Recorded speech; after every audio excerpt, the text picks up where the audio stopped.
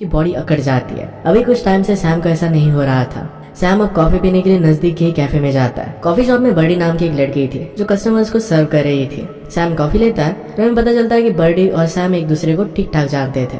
उनमें ज्यादा बात नहीं होती थी। उन दोनों के बीच कुछ बात हो रही थी तो वहाँ पर एक कस्टमर आ जाती है। दोनों को अपनी बात वहीं पर रोकनी पड़ती है। सैम फिर अपने ऑफिस जाता है। वहाँ पर अपने राइटिंग के साथ कस्टमर्स को भी उसे अटेंड करना था। जो भी वहाँ पर बुक्स लेने के लिए आते थे तो सैम को उन्हें साइन देनी पड़ती थी। वहाँ पर सैम की ओल्ड फ्रेंड मरीना आती है। कुछ समय पहले उसकी मैरिज हुई थी और अब वो प्रेग्नेंट थी। मरीना सैम से उसकी फैमिली के बारे में पूछती है। सैम कहता है कि मेरी शादी नहीं हुई। सैम की कोई भी गर्लफ्रेंड भी नहीं थी। वो अकेला ही रहता था और काइंड ऑफ इंट्रोवर्ट था। सैम के बहुत ही कम फ्रेंड्स थे। सैम से ज्यादा कांटेक्ट नहीं रखते थे क्योंकि सैम इंट्रोवर्ट था और बहुत ही बोरिंग था। एक दिन सैम कैफे में बैठा हुआ था। वहाँ पर बर्डी आती है। आज बर्डी काम पर लेट हो गई थी। सैम उसे कॉफी मांगता है। हमें पता चलता है कि बर्डी अपने काम पर हमेशा लेट हो जाती थी। सैम फिर से उससे बात करने की कोशिश करता है पर अनफॉर्चुनेटली वहाँ पर एक बहुत ही रूड कस्टमर आ गया। उसे अटेंड करने की वजह से बर्डी उससे दूर चली गई। एक दिन सैम फिर से ऐसे ही कॉफी के लिए गया पर वहाँ पर बर्डी नहीं थी। उसके नाम पर जेराल्ड नाम का आदमी था जो कैफे को संभाल रहा था। सैम उससे पूछता है कि बर्डी कहाँ पर है। वो कहता है कि बर्डी को फायर कर दिया गया है। उसे बहुत ही रूडली बात कर रहा था। कहता है कि बर्डी हमेशा लेट आती थी, इसी वजह से काम से उसे निकाल दिया गया। सारी बातें फिर सैम अपने फ्रेंड एलियट को बताता है कि वो फिर से कैफे गया था और आज उसे बर्डी नहीं मिली। एलियट उसे कहता है कि तुम्हें उसे फेसबुक पर सर्च करना चाहिए। यह आइडिया सैम को अच्छा लगा। वो बर्डी को फेसबुक पर ढूंढ लेता है। सैम बर्डी को बहुत टाइम से लाइक करता था पर वो इंट्रोवर्ट था और इसी वजह से उससे कुछ बात नहीं कर पाता था। वो बर्डी की प्रोफाइल को देखने लग गया। वहां से उसे पता चलता है कि बर्डी को गिटार बजाने वाले लड़के बहुत अच्छे लगते हैं। सैम फिर गिटार सीखने का डिसाइड करता है। नेक्स्ट डे सैम गिटार सीखने के लिए जाता है तो वहां पर जो गिटार सिखा रहे थे वो कुछ नोट्स प्ले करते हैं। सैम भी इस नोट्स को प्ले करने की कोशिश करता है। सैम को थोड़ा सा भी आ नहीं रहा था। टीचर समझ जाते हैं कि सैम को गिटार बजाने में कोई भी इंटरेस्ट नहीं है। उसे पूछते हैं कि तुम ये सब सीख क्यों रहे हो, क्या तुम्हें पैसा चाहिए या फेम चाहिए या फिर तुम किसी लड़की के लिए कर रहे हो। सैम कहता है कि मैं एक लड़की को इम्प्रेस करने के लिए कह रहा हूँ। टीचर उसे कहते हैं तुम्हारा मोटिवेशन ऐसा नहीं होना चाहिए, तुम्हें एक्चुअल में गिटार पर फोकस करना चाहिए। सैम फिर से बर्डी की प्रोफाइल को सर्व करता है। उसे पता चलता है कि बर्डी को बहुत सारी चीजों में इंटरेस्ट है। बर्डी को इवोल्यूशन की बुक्स में इंटरेस्ट था तो सैम भी लाइब्रेरी जाकर इवोल्यूशन की बहुत सारी बुक्स पढ़ने लगता है। बर्डी को फ्रेंच कुजीन अच्छी लगती थी तो सैम वो भी सीखने लग जाता है। सैम बहुत बार कैफे में जाया करता था क्योंकि उसे लगता था कि शायद बर्डी उसे वहां पर फिर से दिख जाए। बर्डी कभी भी वहां पर आती ही नहीं। जेराल्ड भी सैम को नोटिस करने लग गया था।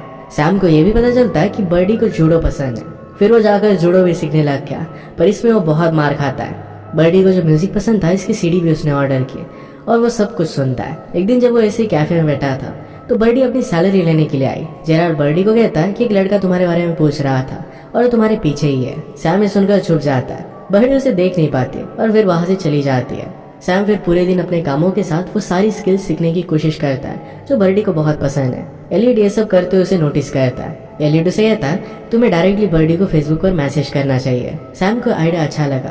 वो कहता है कि मैं उसे मैसेज क्या करूंगा। सैम ने फिर बर्डी की फेसबुक प्रोफाइल पर एक न्यू पोस्ट देखी। इसमें वो कॉमेडी शो में जाने वाली थी। इसमें उसने बताया था कि कॉमेडी प्ले पर वो जाने वाली है। सैम भी फिर डिसाइड करता है कि वो भी वही प्ले देखने के लिए जाएगा। नेक्स्ट दिन हम सैम को थिएटर में बैठा हुआ देखते हैं। उसे वो प्ले बिल्कुल भी फनी नहीं लग रहा था पर बर्डी के लिए इस प्ले को एंजॉय करता है। प्ले खत्म होने के बाद सैम ने बर्डी को अप्रोच करने की कोशिश की पर बर्डी उसे कुछ भी रिप्लाई नहीं देती क्योंकि उसे वो सुनाई नहीं दे रहा था। वहाँ पर बहुत सारे लोग थे। बर्डी ने एक ड्रिंक बाय किया तो सैम भी वही ड्रिंक बाय करता है। बर्डी के जैसे ही ड्रिंक खोलने की वो कोशिश करता है पर उसके हाथ से ड्रिंक की बोतल नीचे गिर गई। सैम बहुत ही नर्वस था और इसी वजह से उसे गड़बड़ हो रही थी। ये सारी चीजें बर्डी नोटिस करती है। वो दोनों बात करने लग गए और बातों बातों में सैम अपने सारे हॉबीज इंटरेस्ट के बारे में बर्डी को बताने लगता है। ये सब कुछ झूठ था क्योंकि बर्डी के जो भी इंटरेस्ट है उसी के बारे में वो बात कर रहा था ताकि उसे इम्प्रेस हो जाए। बर्डी उसकी बातों में इंटरेस्ट ले रही थी तभी वहां पर प्ले की लीड आ जाती है और बर्डी सैम को उसे अप्रिशिएट करने के लिए कहती है। सैम को प्ले में थोड़ा सा भी इंटरेस्ट नहीं था पर फिर भी वो कुछ भी बोलकर प्ले की तारीफ करने लग गया था। इससे सब कुछ बहुत ही ऑकवर्ड हो जाता है। सैम बर्डी से कहता है कि मैं तुम्हारे लिए डिनर बना सकता हूँ। ये देखकर बर्डी को बहुत ही अच्छा लगा और उसके साथ डिनर के लिए मान जाती है। अगले दिन सैम अपने घर को बहुत ही अच्छे से प्रिपेयर करता है ताकि बर्डी उसके रूम से भी इम्प्रेस्ड हो जाए। उसने बर्डी का बहुत टाइम तक वेट किया पर वहां पर आई ही नहीं। थोड़ी देर में बर्डी उसे कॉल करती है। कहती कि मेरा एक्स टोनी इंजर्ड हो गया था और इसी वजह से उसे लेकर मैं हॉस्पिटल में आई हुई हूँ। वो कहती कि कल मैं बॉल रूम डांस अटेंड करने वाली हूँ। सैम कहता है कि मैं भी वहां पर तुम्हारे साथ आ सकता हूँ। इसके बाद नेक्स्ट डे सैम एक प्रॉपर ड्रेस में आता है। ये काइंड ऑफ सीनियर्स का डांस था और यहाँ पर कोई भी कंपटीशन नहीं था। वो दोनों फिर से बात करने लग गए। सैम वही चीजों के बारे में बात करता है जो बर्डी को बहुत अच्छी लगती थी। वो उसे कहता है कि मुझे जूडो बहुत पसंद है। बर्डी इस बात पर हंसने लग गए। सैम पूछता है कि हुआ क्या। बर्डी कहती है कि मेरे पेरेंट्स के डॉग का नाम जूडो है और मुझे बहुत पसंद है। इसी वजह से उसने अपने प्रोफाइल पर भी आई लव जूडो लिखा था। बेचारे सैम को बिना किसी रीजन की मार खाना पड़ा था। नेक्स्ट डे मॉर्निंग में हम देखते हैं सैम को पता चलता है कि बर्डी पेडिक्योर के लिए जा रही है। सैम भी उसके पीछे पीछे पेडिक्योर शॉप में चला जाता है क्योंकि उसे उसके साथ टाइम स्पेंड करना था। इसके बाद सैम बर्डी के साथ पार्क में भी जाता है। बर्डी फ्री में कपल्स के स्केच बना रही थी। सैम उससे पूछता है कि तुम फ्री में क्यों बना रही हो। बर्डी कहती है कि सक्सेस मेरे लिए एक मिथ है, मुझे जो पसंद है वही मैं हमेशा करना चाहती हूँ। यही उसके लिए एक रियल हैप्पीनेस था। स्केच करने के बाद वो दोनों घर जाने लगते हैं। बर्डी सैम को गाल पर किस करने की कोशिश करती है पर गलती से उसे लिप पर किस कर लेती है। इसके बाद वो दोनों एक्चुअली किस करते हैं। वो दोनों एक दूसरे से बहुत अट्रैक्टेड थे। वो दोनों फिर एक दूसरे के साथ काफी टाइम स्पेंड करने लगते हैं। रात में वो दोनों एक बार में आए।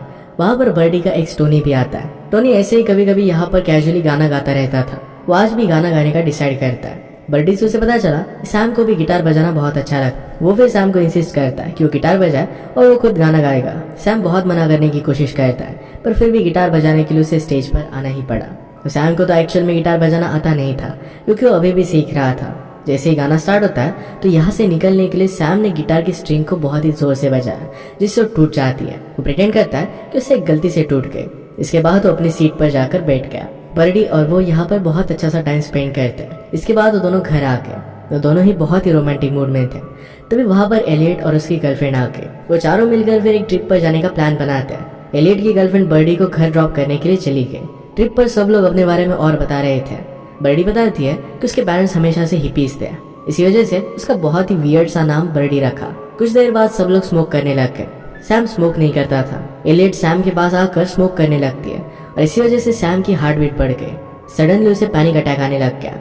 मूवी की स्टार्टिंग में जिस तरीके से उसे अटैक आया था उसी टाइप का अटैक था। सैम को किसी के सामने अपनी कंडीशन रिवील नहीं करनी थी। वो फिर बड़ी बड़ी सांस लेना शुरू करता है। वो जिस कॉर्नर में खड़ा था वहाँ पर एलियट की गर्लफ्रेंड भी थी। वो सैम से उसके पैनिक का रीजन पूछती है। सैम कहता है कि मुझे स्मोकिंग से प्रॉब्लम है। उसे लगता है कि अगर बर्डी को पता चला कि स्मोकिंग से उसे प्रॉब्लम है तो शायद बर्डी उसे छोड़कर चली जाएगी। एलियट की गर्लफ्रेंड कहती है कि ऐसा नहीं होगा, तुम एक बहुत ही अच्छे लड़के हो और बर्डी तुम्हें कभी भी छोड़कर नहीं जाएगी। अब सैम फिर अपने पेरेंट्स के बारे में बर्डी को बताता है। कहता है कि वो एक दूसरे से अलग अलग हो गए थे। वो अभी भी उन पर नाराज था और इसी वजह से अपनी मॉम से बात नहीं करता। बर्डी उसे सिंपैथाइज करती है। वो दोनों किस करने लग गए और इसके बाद वो दोनों इंटीमेट हो जाते हैं। नेक्स्ट मॉर्निंग सैम अपने घर पर आता है। अपने नॉवेल पर फोकस करता है। वो एक न्यूज स्टोरी लिख रहा था जो एक्चुअल में उसके और बर्डी के बीच में हुआ था। इसी के रिलेटेड ये स्टोरी थी। उसके कैरेक्टर बहुत ही सिमिलर थे। सैम ने अपने चैप्टर्स लिखकर अपने बॉस को भेज दिया। बॉस जब देखते हैं तो उनका उसे कॉल आता है। वो कहते हैं कि तुम्हारी स्टोरी बहुत ही अच्छी है, जिसे वो बहुत अप्रिशिएट करते हैं। सैम को ये सुनकर बहुत ही अच्छा लगता है। उन्होंने कहा कि आगे की स्टोरी लिखना स्टार्ट कर दो। इसके बाद सैम ज्यादा से ज्यादा टाइम बर्डी के साथ बिताने लग गया। वो उसके साथ हर जगह पर जाता है। सैम उन सभी चीजों को प्रैक्टिस करता है जो बर्डी को अच्छी लगती थी। उन सभी चीजों को मास्टर करने की कोशिश करता रहता है। एक रात जब सैम की आंखें खुली तो एलियट और उसकी गर्लफ्रेंड का झगड़ा चल रहा था। वो एलियट से पूछता है कि इसका रीजन क्या है। वो कहता है कि मेरी गर्लफ्रेंड मुझे बहुत ही कंट्रोल करती है। वो वही सब चीजें करने के लिए मुझे मजबूर करती है जो उसे अच्छी लगती है। उसकी सारी चीजों में मैं मेरी खुद की आइडेंटिटी लॉस कर रहा हूँ। ये जब सैम सुनता है तो उसने रियलाइज किया कि उसने जो भी सारी चीजें की है, जो भी वो लर्न कर रहा है, इस सब को जो बर्डी के लिए कर रहा है, इसमें वो अपनी खुद की पर्सनैलिटी खो सकता है जो एलियट के साथ हुआ था। नेक्स्ट दिन में हम सैम और बर्डी को डांस करता हुआ देखते हैं। बर्डी सैम को बताती है कि कल मेरे पेरेंट्स आने वाले हैं, तुम्हें उनसे मिलना चाहिए। सैम पूछता है कि तुम मुझे उनसे इंट्रोड्यूस क्यों करना चाहती हो। बर्डी कहती है कि मैं तुम्हें बहुत पसंद करती हूँ। उससे प्यार करने लग गई थी। सैम को बहुत अच्छा लगा और दोनों फिर किस करते हैं। जो भी हो रहा था ये सब कुछ फिर सैम घर आकर अपनी स्टोरी में ऐड करता है। ये स्टोरी उसने अपने बॉस को सेंड कर दी। मॉर्निंग में फिर सैम के बॉस उसे कॉल करते हैं। कहते हैं कि तुमने मुझे जो स्टोरी का लास्ट चैप्टर भेजा है वो बहुत ही अमेजिंग है। स्टोरी की एंडिंग को लेकर बात करने के लिए सैम को बुला रहे थे। सैम एक डेट फिक्स कर उनसे मिलने का डिसाइड करता है। सैम बर्डी के साथ एक जगह पर गया जो उसके फ्रेंड का वर्क प्लेस था। वहाँ चारों तरफ बर्डी को जो फेवरेट आर्टिस्ट पसंद थे उन सब की पेंटिंग्स लगी हुई थी। सैम इनिशियली तो उतना ज्यादा रिएक्ट नहीं करता, पर धीरे धीरे बर्डी के सवालों का बहुत ही मिसलीडिंग और उल्टा जवाब वो देने लग गया था। बर्डी सोचने लगती है कि आज सैम को हुआ क्या है। इस चीज की वजह से सैम के नॉवेल का वो थोड़ा सा मजाक उड़ाती है। इस बात पर सैम बहुत ही सीरियस हो जाता है। उसे लगता है कि बर्डी उसके राइटर होने का मजाक उड़ा रही है। बर्डी का ये इंटेंशन नहीं था, उससे माफी मांगती है। वो कहती कि मैं तुम्हें कभी भी हर्ट नहीं करना चाहती थी। सैम बहुत ही ज्यादा गुस्सा हो गया था। सैम बर्डी से पूछता है कि मेरा फेवरेट आर्टिस्ट कौन है, मुझे क्या डेजर्ट पसंद है, क्या तुम्हें ये सब चीजें पता है। बर्डी को इन सब क्वेश्चंस के आंसर पता नहीं थे। सैम कहता है कि तुम्हें सिर्फ उन्हीं चीजों से फर्क पड़ता है जो तुम्हें पसंद है। मुझे क्या अच्छा लगता है, मैं क्या चाहता हूँ, इस सब के बारे में तुम्हें पता ही नहीं है। इन सब चीजों को लेकर उन दोनों में फाइट होने लग गए। सैम बर्डी से इनडायरेक्टली कह रहा था कि अब उन दोनों को अलग हो जाना है। नेक्स्ट सीन में वो दोनों कार से घर जा रहे थे। दोनों रो रहे थे। दोनों ने एक दूसरे से अलग होने का डिसाइड कर लिया था। सैम अपने घर के लिए उतर जाता है और बर्डी से बिना बात किए अपने घर की तरफ चला जाता है। सैम अपनी आइडेंटिटी को लेकर बहुत ही इनसिक्योर हो गया था।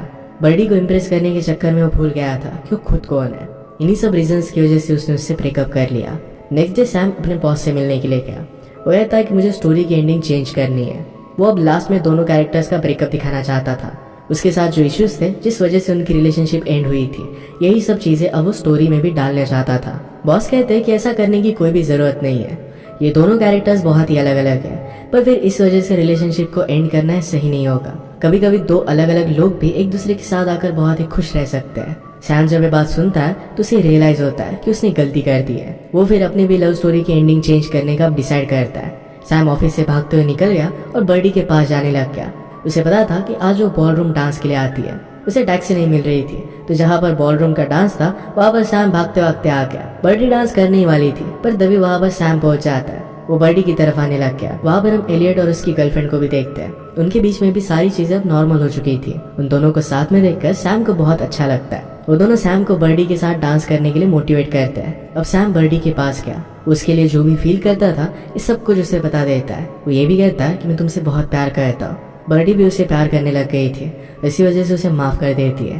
वो सैम को कन्फेस करती है कि जो भी चीजें वो फेसबुक पर लिखा करती थी ये जानबूझकर लिखती थी। उसे पता था कि सैम ये सब रीड कर वही चीजें करने की कोशिश करेगा और जानबूझकर उसका मजाक लेने के लिए वो सब चीजें ऐड कर रही थी। उसे बहुत पहले ही पता चल गया था कि सैम उसे लाइक करता है। इस बात पर सैम और बर्डी दोनों ही हंसने लग जाते हैं। वहाँ पर एक बूढ़े अंकल बहुत गुस्सा थे क्योंकि बर्डी ने उन्हें एक डांस प्रॉमिस किया था। इसके बाद सैम और बर्डी